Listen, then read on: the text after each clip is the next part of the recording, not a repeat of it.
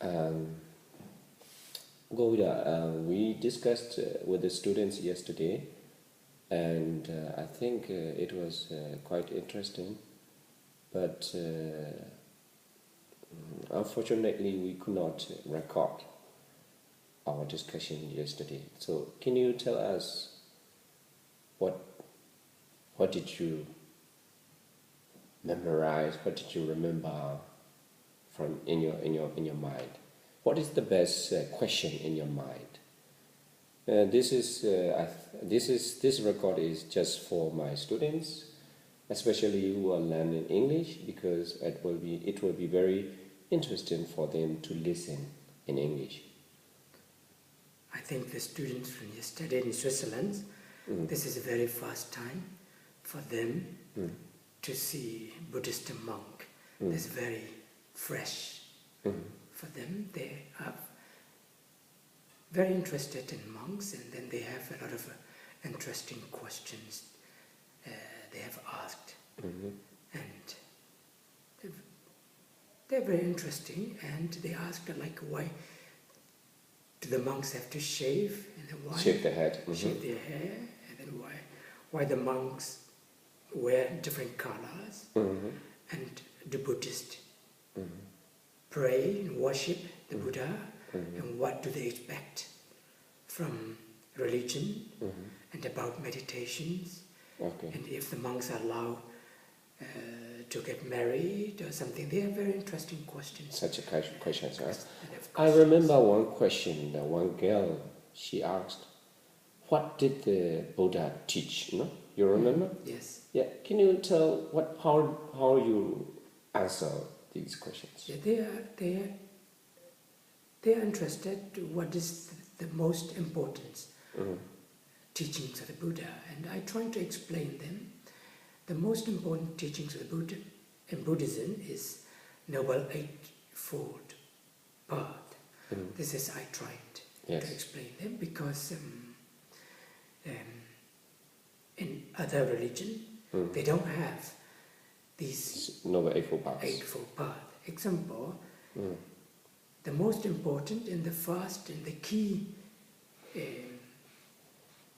note of Noble Eightfold Path is right understanding. Yes, right So, understanding. right understanding, understand correctly and rightly. So the Buddha never encouraged anybody to believe in him or anything blindly.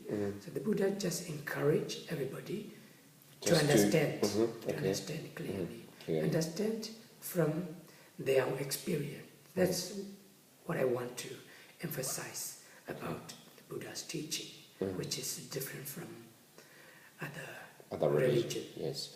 We heard that the teacher told us that they visited many different other religious centers, Catholic church and Hindu temple and Muslim mosque and other religious places. They visited the whole day, and they were very busy and very tired. Finally, we discussed together. Yeah. I think this is a very interesting. Students here in Switzerland, they learn about religions, but unfortunately, our country in Burma, I don't know, they have such activities or not. What do you know about this? Did you hear anything that the students are studying religions in Burma or not? I don't think so. They have studied different religions. I think the teachers also, they are not so interested in teachings about religions to the students also. Maybe they might not have ability to teach also. And here is the teachers, they don't have ability to teach, but the teacher encourage and take them to the religious Places to go. So to open the eyes and the ears of the students. They want the students to know, to understand different religions. I think that is the best way for them to understand. And then only if they can understand other religion, they will be able to respect each other's. Each other. This is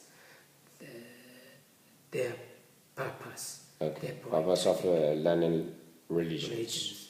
They are not trying to convert to other religions or other things only. They just want to understand. Okay.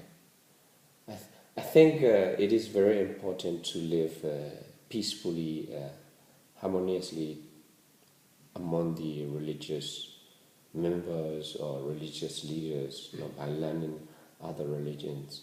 I remember I encourage the students to learn the best teachings of other religion and to practice to learn. So I think in our country, in Burma, we'll be very far away to learn different religions because of people believe that their own religion is the best. But I think this is not the way to live peacefully among our Buddhists or among our religious followers or leaders. And one thing very interesting is, how did you get a contact with this school? Another teachers gave them contact about me, and I have many other contacts also. Like many different schools, I have visited there. Many students who are interested about religions, and so I had opportunities. So if we can share more about a Buddhist philosophy in accordance with the modern terms, human rights, they might be more give attentions and more interested in religions. Then they believe that Buddhism is peaceful religion. Okay. So you spoke many other schools, yes? Yes. And are there differences among these schools? For example, different experiences? What is the best memory in your mind that you remember in the past that you discussed with the students? There are many schools when I visit there, and some of students are reluctant to practice others' religions. Some of them are quite strong. I think they have a different backgrounds. And when I try to meditate with them, so they are very reluctant, they are not ready, they are trying to refuse to meditate with them. Okay. Because they think meditation is only for Buddhist people. people. So I encourage them. Meditation is not religion. Meditation is just a study about yourself. Just to relax, no? Meditation is a kind of relaxation, or you can say that? Because not relax actually. I think study about your mind, your own mind. And every day, everywhere in the world, the people are studying only external things like electronic computers, the books, science. All things are from outside of ourselves. Meditation is the studying inside ourselves, studying about ourselves. okay. Most of the time we forget to study about ourselves. So if we want to be a master of ourselves, that's the only way to practice meditation. Without meditation, you cannot be master of yourself. This is the point. To control our mind. To train our mind. Okay.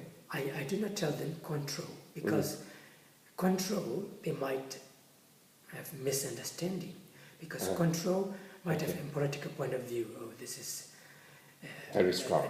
Dictators or something like that. So the training of our mind. Training the mind. So like everywhere, every day, the people, especially young people, boys and girls, they go to a gymnasium, exercise to have a physical strong physical bodies, to have a strong muscles. This is the physical training. Okay. But meditation is mental training. The mind has also muscles like the bodies. Okay. So I point out them To to train be themselves. stronger. Okay. Example, every day, according to human nature, we have a greedy, we have a greed, anger, and ignorance. So when we trained, so we can Reduce how to say, eradicate this greed. anger, and ignorance. Only when we can eradicate anger, ignorance, and the greedy, we will be able to be master of ourselves. So when we can be master of ourselves, we can be peaceful inside. When we have a peaceful within ourselves, we can share peace with others. Without a peace in ourselves, we cannot share with others. And then they can understand it. Then they start interesting, start meditations. Okay. So this is just meditation is studying about yourself. Okay. Every day you go to schools, a job, and meet people. Every day that is studying about outside. Meditation is studying inside. Inside. Okay. That's the way I explain to them. Okay.